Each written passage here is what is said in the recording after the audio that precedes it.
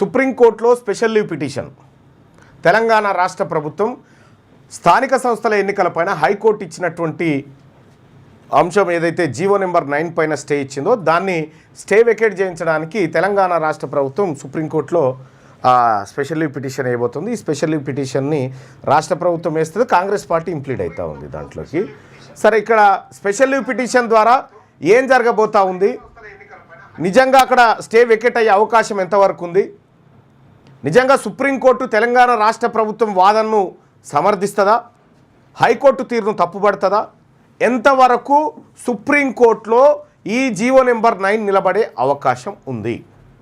So దీన్ని ఒక్కసారి మనం చర్చించుకున్న తర్వాత మిగతా అంశాల గురించి మనం మాట్లాడుకుందాం. ఇక్కడ జీవో నెంబర్ 9ని సుప్రీంకోర్టు అయితే ఇక్కడ 2 రోజుల పాటు వాదనలు జరిగిన తర్వాత 1 నిమిషంలో స్టే ఇస్తున్నామని చెప్పి వెళ్ళిపోయారు ఇక్కడ ఉన్నటువంటి సీజే గారు. ఆ తర్వాత ఇప్పుడు సుప్రీంకోర్టుకు పోతే ఏం జరుగుతుంది, లోకల్ బాడీ ఎలక్షన్ ఉండయా ఏం జరుగుతుంది, ఈ అంశం మనం అందరం క్లారిటీ రావాల్సినటువంటి అవసరం ఉంది. ప్రధానంగా సుప్రీంకోర్టుకు పోయిన తర్వాత స్పెషల్ లీవ్ పిటిషన్ వేసిన తర్వాత ఈ హైకోర్టు స్టే అయితే ఏదైతే ఉందో దీన్ని వెకేట్ చేయమని చెప్పి దీన్ని కొట్టేయండి అని చెప్పి ఇక్కడికి పోయారు. సో ఇక్కడ సుప్రీంకోర్టు ఏం చెప్తుంది, సుప్రీంకోర్టులో మనకి ఈ కృష్ణమూర్తి వర్సెస్ మహారాష్ట్ర కేసు కానీ లేకపోతే Indira Sawhney versus Union of India case కానీ, ఈ 2 కేసుల్లో ఉన్నటువంటి అంశం 50% సీలింగ్ దాటొద్దు, రిజర్వేషన్ దాటొద్దు, 50% సీలింగ్ ఏదైతే ఉందో ఈ సీలింగ్ను దాటొద్దు అని చెప్పింది.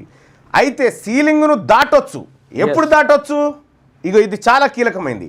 సీలింగ్ను దాటొచ్చు, ఎప్పుడు దాటొచ్చు, సో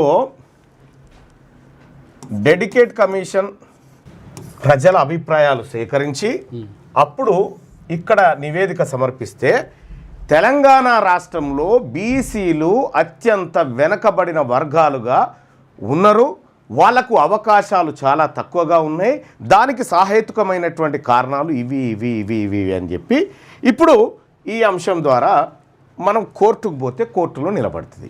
మరి ఇవి ఎంతవరకు పర్ఫెక్ట్ చేసిరు, వీటి విశ్వసనీయత ఎంత? తెలంగాణ రాష్ట్రంలో భూసాని వెంకటేశ్వర్ గారితో డెడికేట్ కమిషన్, సింగిల్ కమిషన్, ఒకే మనిషితోటి కమిషన్ వేసారు.